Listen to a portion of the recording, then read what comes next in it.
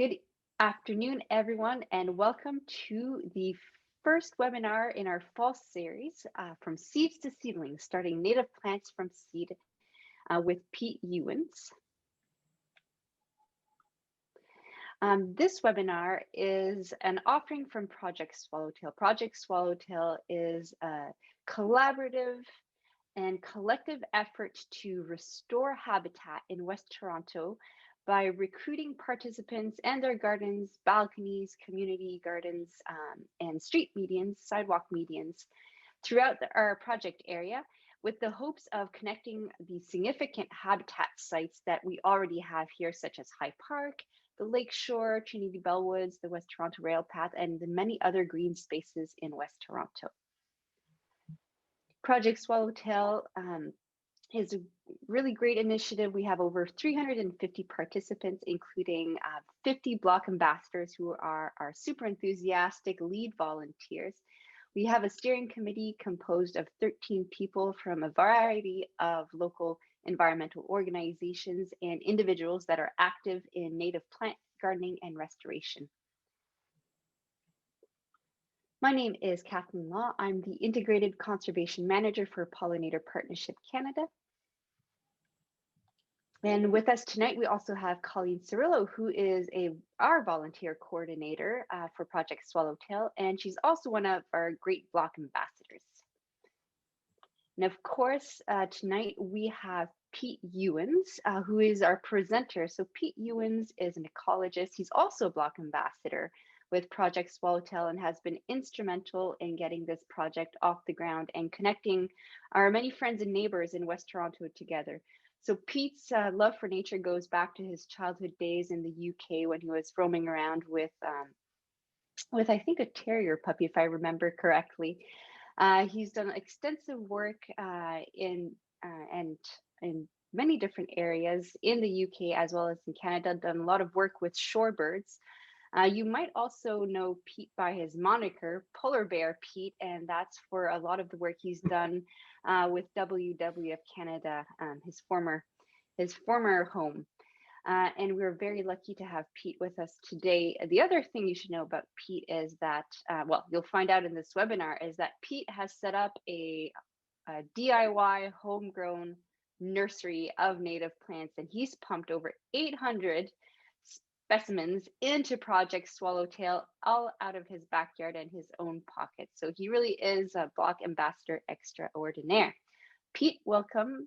And I'll invite you to share a screen and tell us all about how to start native plants from seeds. Okay, good afternoon, everyone. Thank you, Kathleen. Thank you so much. It's late September, and certainly for those who are interested in gardening and native plants, this is an important time of year when you can collect and then store the seeds that you're going to germinate into seedlings and then use them next spring, next summer and onwards. So happy to give this talk here.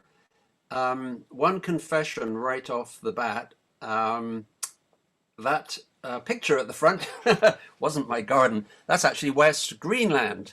And one of the things I do is I lead a few Arctic cruises with Adventure Canada. And that really is because I've done a lot of work as a seabird ecologist over the years and developing World Wildlife Fund's Arctic program. But the other career thing I have to confess to is that when I was a youngster, my brother and I paid absolutely no attention to our parents in the garden. They were from a farming and very strong horticulture background, and that was the last thing two young teen lads wanted to do. Funny thing is, he became a British Airways pilot and me a conservation science wildlife guy. But in our 60s now, both of us are really keen, quite good gardeners. So I guess we were born with the proverbial green thumbs, and that allows me to have great fun now I'm not working full-time in giving back to the community in the form of growing and helping others with these seedlings and plants in their gardens. So this little session tonight, I think, is going to help you, and it'll be recorded and available online. So Here we go, native plants in your West Toronto pollinator garden, but it could apply to many other parts of southern Ontario and southern Canada, really. So we're going to talk in very short terms about the scope and introduction. Then we'll focus on really four main sections. Firstly, how to collect the seeds and store them. And then secondly, the first of the three options for germinating the seeds. First option being sowing in the fall, outside in the beds. Second option being sowing outside in protected outdoors trays in potting soil. And the third option being germinating them indoors with help from your refrigerator and south-facing windows. So that's the structure for today.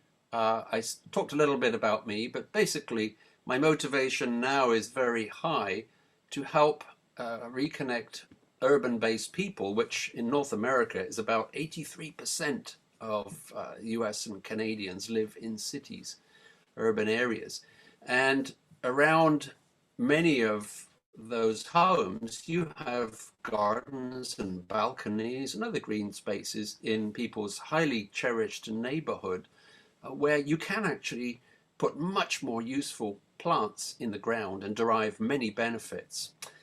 And of course, central to all of this reconnection in a world where, it's increasingly virtual and food and everything comes in plastic bags. Oh my God, is the way that people really cherish their home place. And that's where fantastic nature lives and can return if you just put the right plants in. So yeah, this is do it yourself. You can go to the specialist native plant stores. Don't go to the box stores because you won't find the right local evolved native plants there. But this, you can do it yourself with the right seed source.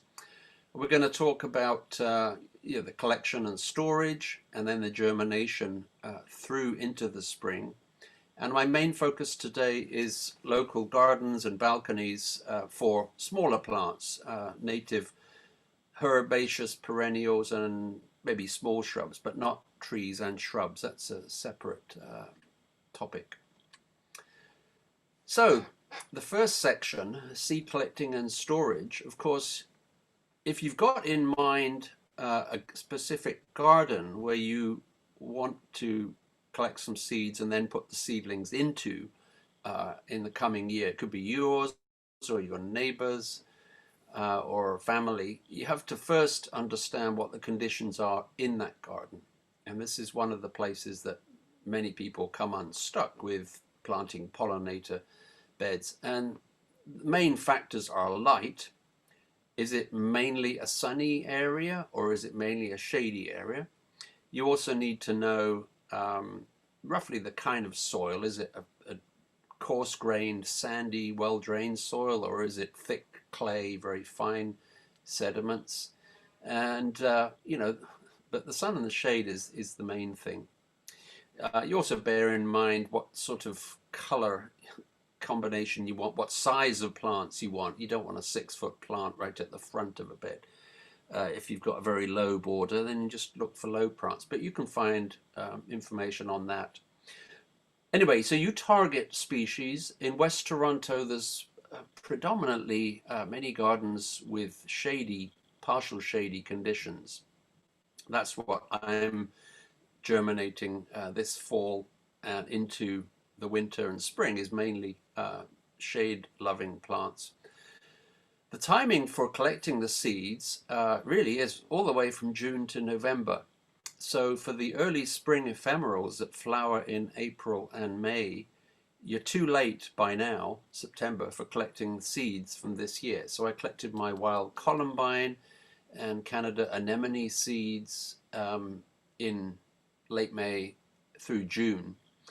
But others, the goldenrods and aster family, you'll have to wait until October or even into November for some of those to collect the matured seeds. And you do want to collect seed when it's matured, not when it's maturing. We'll come to how you differentiate that later. You don't need many materials other than, well, if you don't know your plants, then get the Newcomb or some other good plant guidebook or help from somebody who knows this locally, the species identity. But a paper bag. Don't use plastic bags to store any of these seeds in because they breed mold, etc.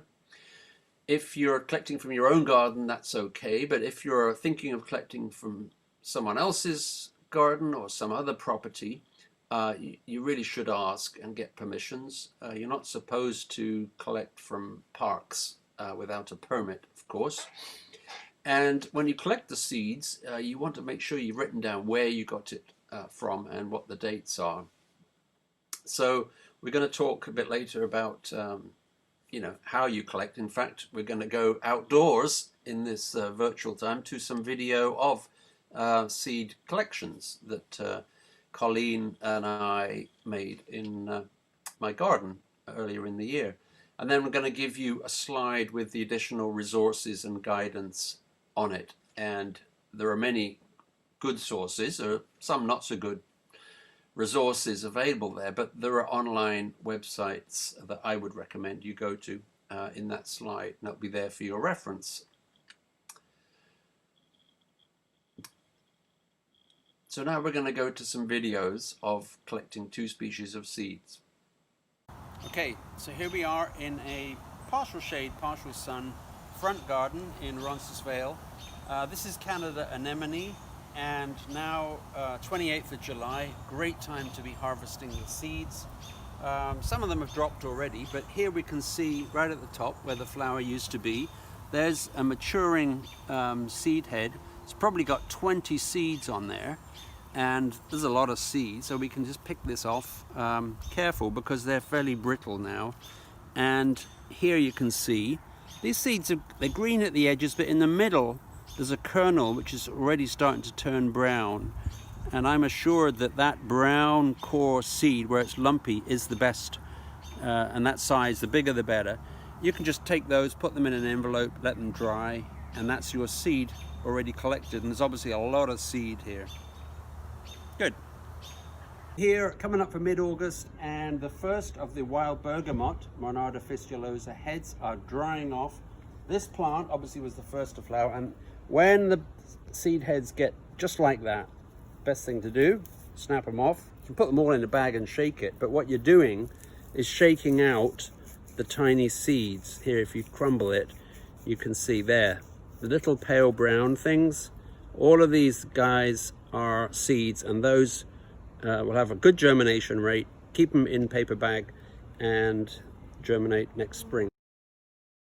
Yes. So that was an example for the early flowering Canada anemone, and then wild bergamot, excellent for pollinators. Flowers a bit later, but that slightly different techniques. But just to emphasize again with this slide, these are all in my Toronto back garden, flowering very much in May. So from left to right, foam flower, tiarella, Jacob's ladder, and then at the bottom right, wild columbine. But you really need to be watching in May and June, because those seeds ripen and pop off fairly quickly. So it's really excellent to follow these things every day and just see how quickly they do mature. So that's when you start your seed collecting and then labeling. How do you tell if they're ready? Well, as I say, you watch them every day. On the left is green-headed coneflower, and those seeds are definitely ready. So they're brown and they're ripened and drying out, and you can take a little bit off and just see these dark seeds underneath. That's exactly how it looks before the goldfinches and the chickadees have got to the seed heads. So you got to beat them to it, and sometimes the squirrels. On the right is Thalictrum. It's tall meadow rue in my front garden, actually, under the white elm tree. And that's not ready. So that picture was taken actually in July. It had finished flowering, but in the shade conditions, it and many other shade tolerant species, the seeds take a long time to brown. I guess they're not getting desiccation and direct sun. So I ended up harvesting those seeds when they were much yellower and browner and clearly dry, well into August, I think it was. Same goes for all of it. Rule of thumb, you know, if it's brown, it may be ready. And certainly for some of them, the asters and goldenrods, they produce a little parachute, just like the milkweed family, and you want to get it before the parachutes fly away with the seed. So these are just 3 other examples. The top left one is nodding wild onion, and there's really quite large black seeds. Those are definitely ready for harvesting and one of the easiest to harvest. Surprisingly, if you don't pay attention, you'll go along a couple of days later and they've all dropped off. In the middle, there's common milkweed, Asclepias syriaca, with the large milkweed bug in it, and those mysterious bugs actually lay their eggs, and the young feed on the developing seeds of common milkweed. So that's there in my garden, but I actually don't encourage people to plant lots of common milkweed now. It's a bit of a bully, aggressive plant. It can be good for monarchs and other milkweed tolerant species that can detoxify the juices, the sap. But to me, the other milkweed species, like butterfly milkweed at the top right, Asclepias tuberosa, and then whorled milkweed at the bottom right, which I've started growing and favoring. They're much smaller plants, growing up to only 2 feet usually, and they are actually favored by monarch caterpillars in my garden and a couple of others I've been involved with, because the leaves are more tender than the thick leathery ones of the common milkweed, and they're not nearly as pushy and aggressive as the common milkweed. So, but anyway, when you take the pods of the milkweed family, you want to get to them before the state in the middle picture. And if just when the pods start splitting, you can then take it indoors and you can press down on the feathery pappus and then just comb off with your thumbnail all the seeds. That's a really easy, quick way to harvest all the seeds. So, all right. Once you've got your seeds, put them in paper bags. Small coin envelopes are good, either the small or medium-sized ones. You can use old kitchen sieves. 1/16 of an inch works pretty well for some species. Make sure you mark and label them with a Sharpie or a pen. And also make sure that if it's not your property, don't harvest any more than 10% of the seed crop of a given plant. So there's some of the resources that I recommend. One of the very best, Stefan Weber down there in St. Catharines put me onto, is the Prairie Moon Nursery in Wisconsin. There's the website, and they have a number of resources, including a great table that talks about many different species that occur here in southern Ontario as well, and what kind of stratification, overwintering, temperature and moisture conditions, and any other special recipes for making germination happen properly, or improved % germination. Okay, what are we doing next? Right, so once you've got all these things in a bag, I store mine in a dry place, you know, in a room where the humidity is controlled. You want the humidity really not to creep up to 80% or more, because you're increasing the chances while the seed's in the envelopes of molds and other things developing. So eventually in the fall, I get a bit more time, and you can clean the seeds using the sieves, as I say.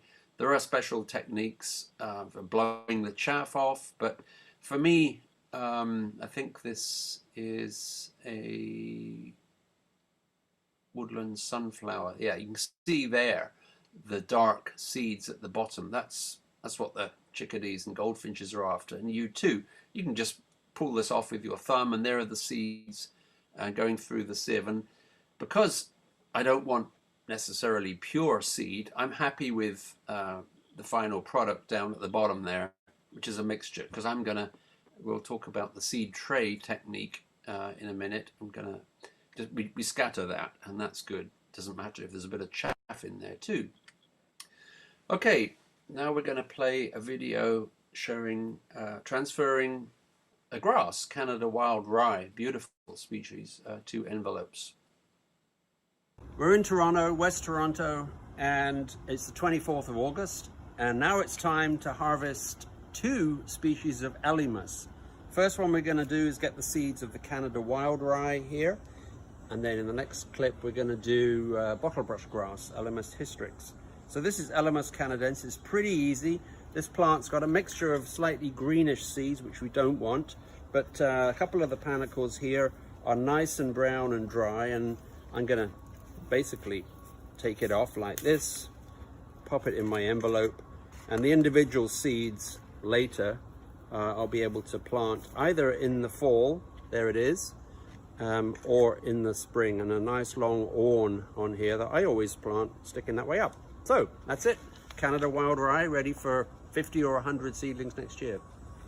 Okay, so that was one of my favorite grasses, Canada Wild Rye, collected in my garden, and I'm going to be offering that to many people, along with bottlebrush grass and little blue stem, I think, next spring.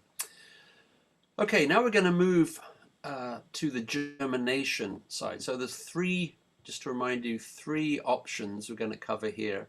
The first and the simplest is once you've collected your seed and you've got it there with a bit of chaff in it, it's dry, you get to the fall and you sow it in the area that you want these plants to grow. The key to this is, of course, doing it before the frost comes. Even more important than that is you need to have removed all of the existing vegetation and roots in that area. Could be an area of grass that you've taken up, which is like in the bottom left picture there. We removed the grass outside the Fairview Seniors Nursing Home, Gladstone and Dundas area in the Project Swallowtail catchment. And what we didn't do was anything like the solarization or the lasagna method, which are ways to essentially kill the seed and root material that's in that particular area before you plant your stuff. So we had to do quite a lot of work later on in the spring and through the summer with selective weeding. We didn't catch all the grass or the moss or some of the other things and all the seeds in the seed bank. We succeeded, and what was remarkable is how in this picture, even within a year and a bit, from removing the sod in November and putting this in, they're right outside the seniors' windows where they have all their meals, and now they're locked up with COVID, etc. This is what they look at now. Far more interesting, and they're so happy with this color and with the activity of butterflies and insects. So anyway, what you do once you've removed that sod or you've cleared an area, this area up here is a shady area under some Norway maples that was infested with goutweed, and here I have proven to my satisfaction that you can actually clean an area, but you have to do it by hand down to 10 inches. You do it, you dig it, and you remove all of the stuff. Ed Lawrence says the one solution to goutweed that he knows of that works is to move. Sell the house and move. Anyway, that's preparing that bed, and then my sister-in-law, whose garden this is, can plant some shade-tolerant species in the spring. Or she could scatter the seeds now, but we're going to do the spring planting. But if you were scattering seeds in either of these settings or any setting, you then out there cover it with a couple of millimeters maximum of soil, just a very thin sprinkling, no more than 2 or 3 times the diameter of the seed. and then a sprinkling of leaves. And essentially, this is mimicking nature, and you just then let it do its thing. You let the snow pile up, and off it goes. And you hope that there isn't too much other windblown seed or seed in the seed banks to confuse you in the spring. So this is the natural method. That's essentially it. The second method is a more controlled outdoor one, again simulating nature. It involves using plant trays, or you can use plug trays, and protection with squirrel-proof and bird-proof hardware cloth. And Kathleen is now going to play a video that explains most of this for you. The right-hand one is just an example of Jack in the Pulpit that I recently collected and sowed from my garden. It had become ripe in late August, and now we'll go to my garden and see how things happen. Okay, so the alternative method to cold moist stratification indoors in your fridge and all those steps is actually one that I've tried fairly successfully in recent years, and it's basically putting your seeds in around November, just before the snow comes, into a container with drainage outside and leaving it there. You can put some leaves on top if you want, but you let the snow pile up outside. You're really in a container like this, which is the 4-inch pot tray. You scatter the seeds around in this and leave it out as they would be on the surface in nature. So what I do here, I put the same potting soil in here with the mycorrhizal fungi I find is best, a bit of perlite. I take my seeds, whatever the species is, scatter them, fairly loosely over here, like that. I make sure I've got handy label or two, because it's easy through the winter snow to lose track of what's in what. Actually, I put 2 labels on each, and then I would put a sprinkling of soil on the top, just like planting the seeds in the window tray. Just pat it down a bit. Then the key, so you don't do this too early in the fall, because wind-blown seeds from goldenrod and many other plants, including some of the invasive species, the seeds will blow into here and they'll germinate too. So you want to put this in just before the snow comes. And this is simple hardware cloth, either fine gauge like this one, or 1 centimeter gauge here, not that expensive. Clip that over, and this is anti-bird, anti-squirrel, anti-anything, because they have a predisposition to digging in loose soil, both in the fall and in the spring. And that's it. Basically, you've got your unit. It's about 2 inches deep, and that sits there all winter. And then what happens in May, the snow's gone, you can put this in a more sunny part of the garden, and you can move it, and they start germinating.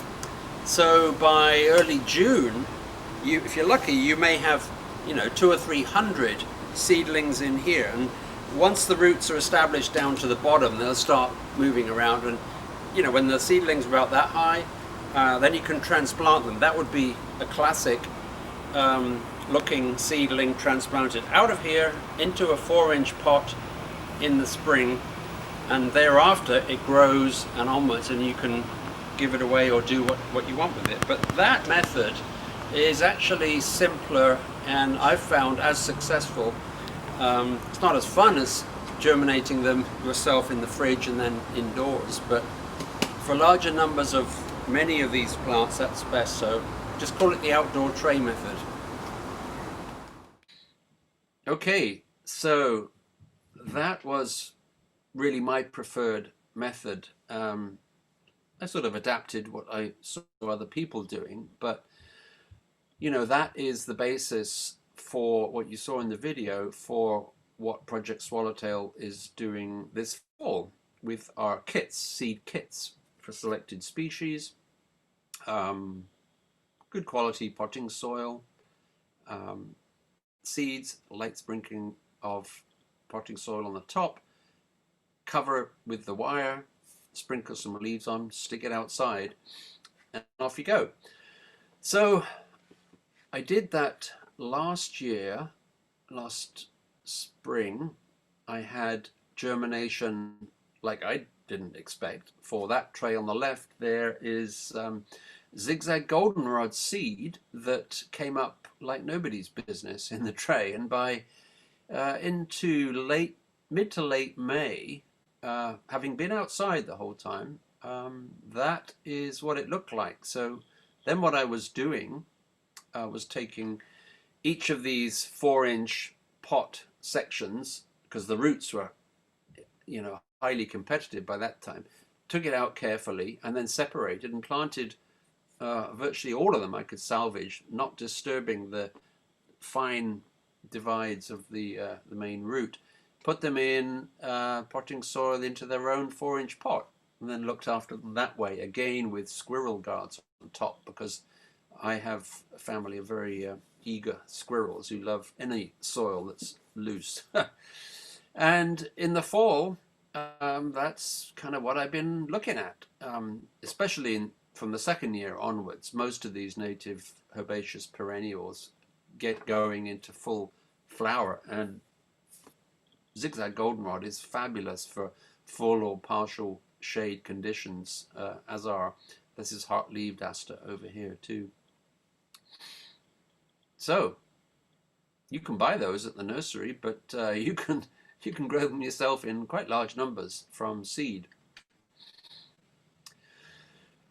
Okay, now we're going to shift to the third and final method, which is where I actually started getting into this business in my relatively small backyard, and it's called quite commonly cold moist stratification indoors, using your refrigerator and then out into the sunny window, if you can manage that, indoors in the early spring, usually from sometime in March onwards. So Kathleen's now going to play the video.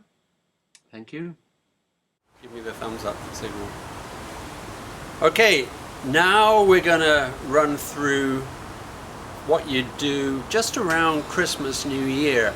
Cold moist stratification for indoors, simulation of what outdoors would be happening with Mother Nature and its impact on the seeds. And it's called cold moist stratification for a reason I don't know, but basically many of these seeds, not all of them, but many of them need the freeze thaw cycle, the extended period of cold with some moisture scattered in there in order to be able to germinate in the spring. And if you don't do that, you don't get any or very much germination. So for most of these seeds, what I've been doing, this is some collected big blue stem grass. Collected these in my garden last year actually. Many of these seeds are viable for a number of years in these paper envelopes, so don't worry about seed going off. So you take these seeds, what you want to do is sandwich them in kitchen towel. So here, kitchen towel, you scatter these seeds in, break them up individually so that there they stick together in many of the grasses. There we go. So you put them in the paper towel like a sandwich, and you want to keep that level, and you put it in a Ziploc bag and squeeze it in there so they're all spaced out in there.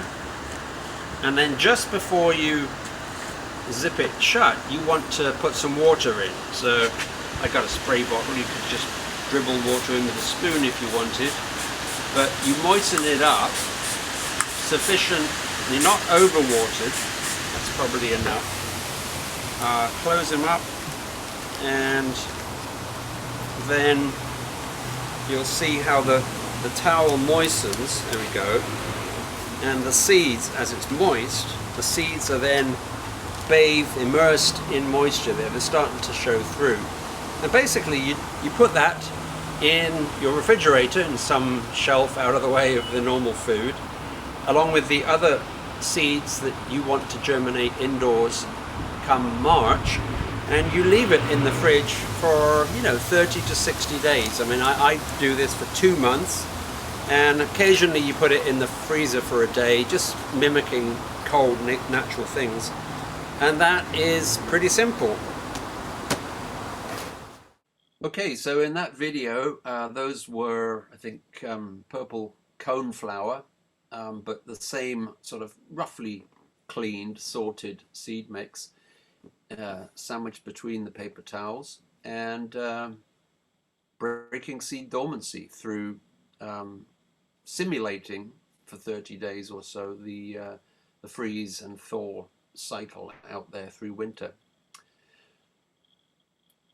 There's a video now showing how you take them out of those Ziploc bags and put them in the germination trays ready to go into the light conditions, and within I find usually 10 days or so of putting them indoors in the window, just keeping them moist with the spray bottle. The very exciting little dicotyledons come up, and that really for me can be in late March. That can be my first sign of plant spring. Very exciting time of year. Right, videos. All right, now we have to imagine it's sometime in March, it could even be early April, and your bag of seeds that have been cold and moist in the fridge for a couple of months are going to come out, and they're going to see soil. This is peat-based potting compost, ideally pro-mix with the mycorrhizal fungi, but the regular Home Depot or any other stuff is good. But it's got to be potting soil, so it's inert. It hasn't got seed. It's not topsoil or anything. And you can put that into any kind of container really, but it's got to have a hole in the bottom because you're going to keep this moist. So these are the 72 section plug trays. There are the 36 version from Lee Valley here. Of course, the plug that you end up with here, once your seeds germinate, is going to be a lot bigger. The roots have got more space. But I find that these are the most efficient because you're going to put this in a south-facing window, or if you've got a grow light, but more plants per square meter. So basically you've got these almost filled up. You take your seeds now out of their bag and you peel back all this moist kitchen towel, and there are your seeds. Now I have used tweezers for this. I usually put 2 seeds in per cell because you're not going to get 100% germination, and you really put these in just close to the surface, like that, and put them at either sides of the cell, etc., and fill the whole thing up. So that would be 140 plus seeds in here, and then you want to have just a small sprinkling of soil on the top, like that. Once you've sown them, just pat it down a bit so you can't really see the seeds, and then you moisten it up, but not too much. There we are. And the early stages, use a spray bottle, it's much the best, and put that in a lighted window. My south-facing bay windows are ideal. I put it up on a table above where the radiator is. Well, if you've got low humidity in there, you do need to moisten it daily, otherwise the surface will dry out. And things like big blue stem and many of the seeds that have gone through this process, the last 2 or 3 years, I've found they start germinating within 7 to 10 days. And at that time of year, in March, when you're wishing spring would come, but it never does, it's still winter outside, it's so exhilarating to see this little tiny green dicotyledon sprouting up one morning. And you basically look after it in those conditions until it's time to transition to outside, and keep it moist, don't overwater it, and you can make sure there's water in the bottom, but not too much, because the biggest danger of this is a thing called whiting off, which is a white fungus that comes in, and you'll have to deal with that if it comes. But last year was pretty successful for me, and by early May I could start taking these out on a sunny day outside, much colder air. Don't leave them out there overnight, but that hardening progressively over a week, the little seedlings might be this high. Once they get through that, then they're ready to be planted up into a 4-inch pot, and then you're off for spring season. Okay, I hope you're getting a feel for this now. So last year, like with the Zigzag Goldenrod, I had amazing success. I must have had 90% germination rate for Liatris spicata, the dense blazing star. Little seeds in the top left there, rather like the Asteraceae asters with the little parachutes on. But anyway, there they are, nice and dark. I planted those, germinated those in the fridge actually last year, and lo and behold, so I transplanted them up into 4-inch pots. But also, when I ran out of those, I realized that old used coffee bean containers made perfectly fine flower pots. In fact, they were deeper than most standard 4-inch flower pots. Also, the juice containers, milk containers, just drill 4 or 6 holes in the bottom, spike holes in, and you've got these repurposed things, that some of which can't really be recycled. And so I'm now collecting all of these things from me and my neighbors, so don't really need to spend 50 cents a pot. And that's what the dense blazing star looked like by, I think, late June. And they flower in the 2nd year. So, but those plants went away as incentive gifts to block ambassadors and other people. And of course, in the COVID times in our Project Swallowtail area, we've been significantly constrained in not being able to host public events to give away these things. But we found a way, and through World Wildlife Fund's a way to get some plants to people delivered to their curbside, to their porch. So that includes, for some of you, dense blazing star, and I hope you've been enjoying them this year. So just in summary then, for this indoors method, which certainly is great fun to do, there in the top left, you know, once you've taken them out of the fridge and you got them in this is my south facing bay window, there's a whole bunch of things in there. I think a bottle brush grass and green-headed coneflower in the foreground. Oh, maybe that's Liatris. But then what you want to do around late April, when of course the sun's quite high and it's got some strength, but the air temperature outside is only really suitable for a few hours in the middle of the day, you start taking your trays outdoors for a little acclimatization walk.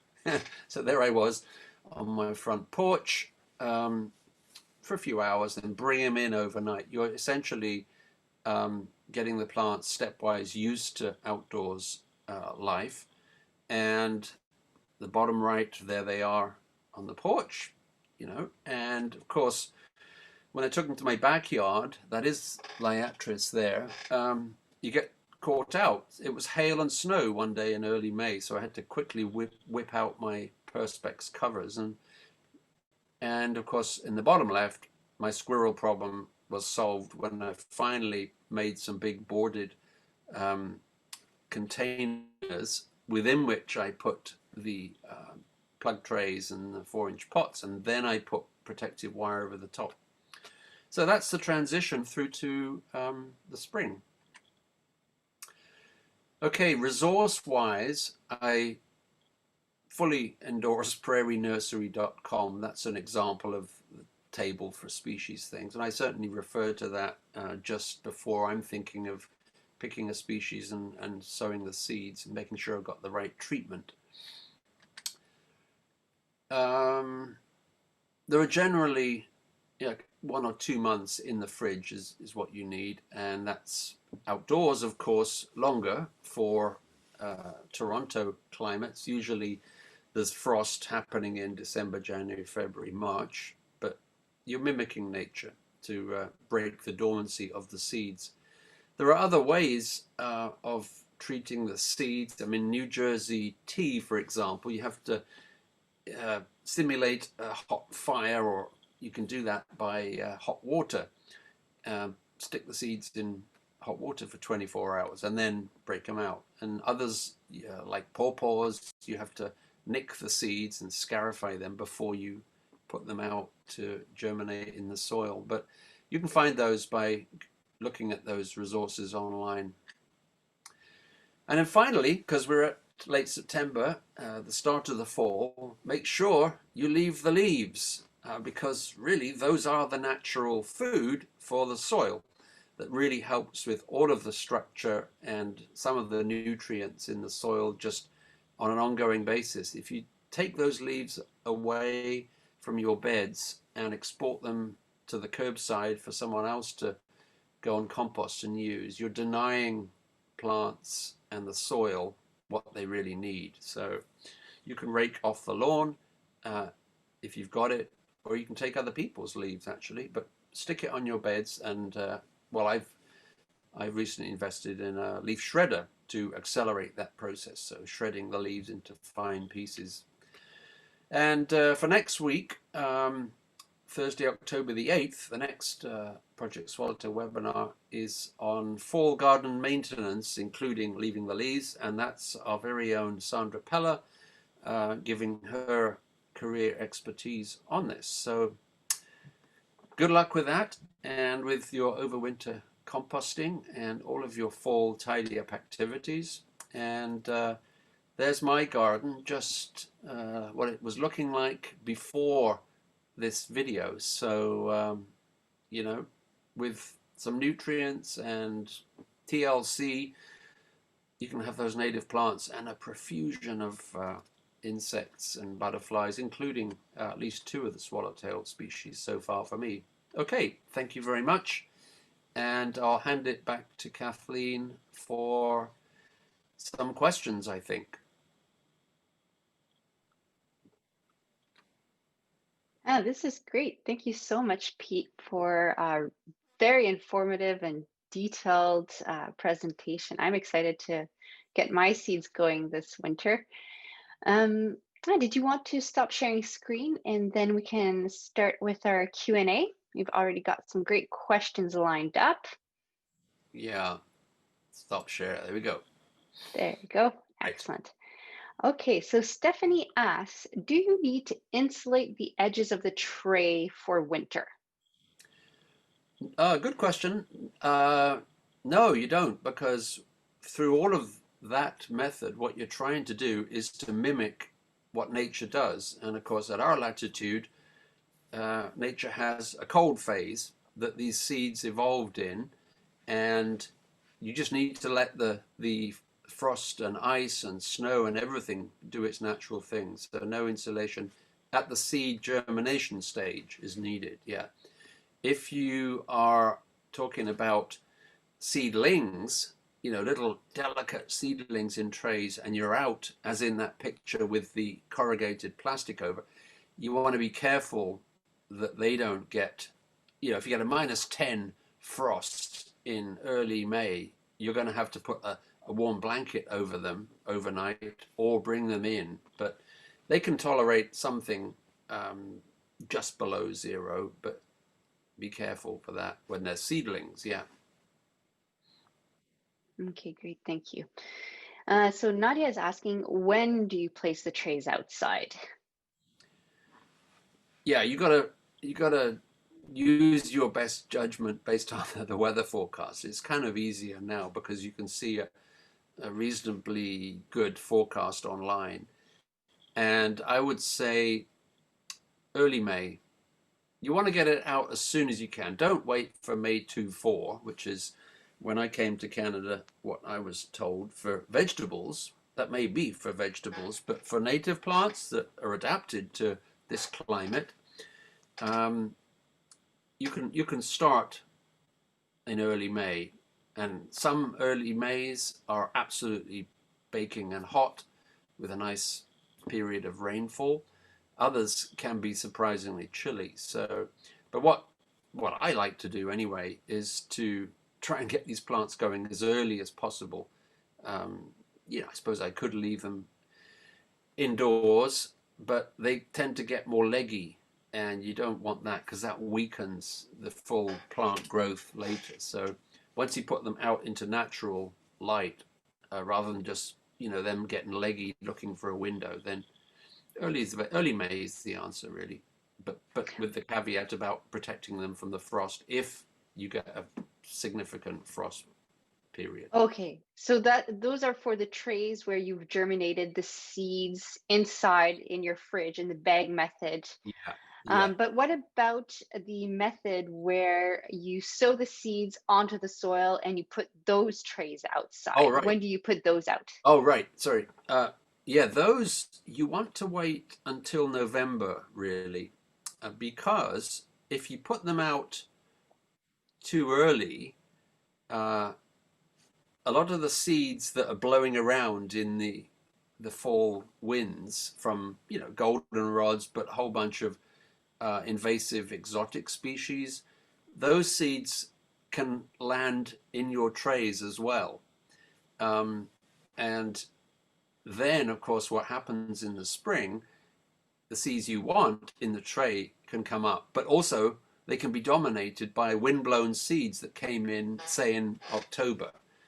And that's just a pain because, then what you're selecting out is seedlings of different species rather than, as you saw in the zigzag goldenrod picture, they were all zigzag goldenrod. Yeah. Right. Okay. So Thank you. November's the best month. So once your seeds have germinated, do you transfer them to larger pots or do you transplant them directly? That's a question from Ryan. Oh, okay. Um, I think I had one slide that talked about that. So whether you've got your seeds germinating in the little plug trays, there can be 36 or 72 little holes, or whether you just scattered them on potting soil in a container like a pot tray, um, you want to put those into a minimum of 4-inch pots really to allow the roots, for one selected seedling, the roots to flourish and germinate. I wouldn't recommend putting a tiny seedling with roots that long into the ground in most settings. You need to put it through that pot stage. And then when you come to planting in the ground, in the bed, of course, which could be late June, it could actually be the fall, which is actually a better time for planting, late August onwards. Then you can tip it up and you'll see a lovely mass of roots in the pot. That will give it a much better head start in the real world out in the garden. Great, thank you, Pete. And so a follow-up question on that is, does potting mix work best, or do some species like poor soil when you're transplanting them either into pots or for the trays themselves? Yeah, the best thing is to have an inert um, potting soil mix in those trays, whether you're doing them indoors or the outdoors trays, just because you don't want contamination. So don't use regular soil for that, because it will bring in other things. And usually the best um, germination rates happen when you use uh, decent quality potting soil with mycorrhizal fungal elements incorporated. So the one I use, Native Plants in Claremont, I got to know, and they've been advising me on these things, but it's ProMix BX with mycorrhizal fungal elements, and those mycorrhizae, of course, beneath the surface of the soil, are critical to the interchange and synergies of root development. So that's my recommendation for good germination. Yeah. Okay, thanks, Pete. And fine, so one last question is, do you leave the trays outside in the sun or in the shade? Ah, yeah. Well, that goes right back to the first or second slide. So remember, we're trying to mimic nature here. You're trying to sort of, maximize germination and plant health. And if it's a sun-loving species, so if you were trying to germinate your bergamot or prairie smoke, they thrive and really are sun-loving species, then your tray should be out in a sunny area. And, sun is 4 to 6 hours of sun a day, really minimum. That counts as sunny. Just let nature do its thing in that setting. Particularly when you get into the germination stage. I mean, you also want to be careful if you're in the sun setting that you keep the top of that outdoors tray, well, keep the soil moist so that the roots can actually have moisture, because it could bake. So, but if you're a shade-loving plant like a columbine or a foam flower, just leave the tray in the shade. You get less risk of drying out there, but you're again just letting the germination process and growth happen in light conditions, temperature conditions, seasonality similar to where the plants evolved. That's great. Thank you so much, Pete. And thank you to everyone for your great questions. I think they're going to help everyone better understand the process. And of course, we are going to be sharing the recording of this webinar, so you can refer to it at any time. Also, I'm going to share my screen again to let our project participants know about an activity we have planned for this fall and winter. So this is for all our Project Swallowtail participants. You can sign up to receive a seed tray kit. So we have a limited number. We only have 35 of them. But this is a great opportunity to put all of Pete's guidelines into practice. So with the kit, you'll receive the tray, the soil, the seeds, and the wire mesh to protect it from squirrels. And so you can follow the instructions that were shared here today, germinate your seeds, and then when they're ready to be transplanted in the late spring and early summer, we'll ask that you give back 50% of those plants to Project Swallowtail, and we'll distribute them to our community gardens and to our groups. And then the other half, you can distribute as you see fit to other Project Swallowtail participants, to recruit neighbors, to friends, to into your own garden as well. So do get in touch with Colleen, our volunteer coordinator, to sign up for a kit. Again, we have limited numbers, so act fast, and it's admin@projectswallowtail.ca. You can also visit the website, which is projectswallowtail.ca, to get some more information.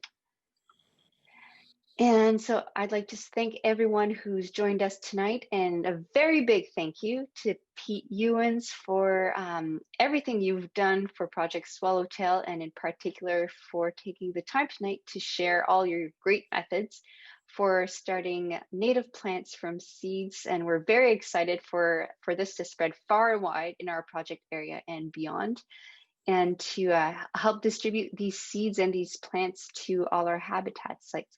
Pete, thank you very much, and thank you very much to everyone who's joined us tonight. Thank you.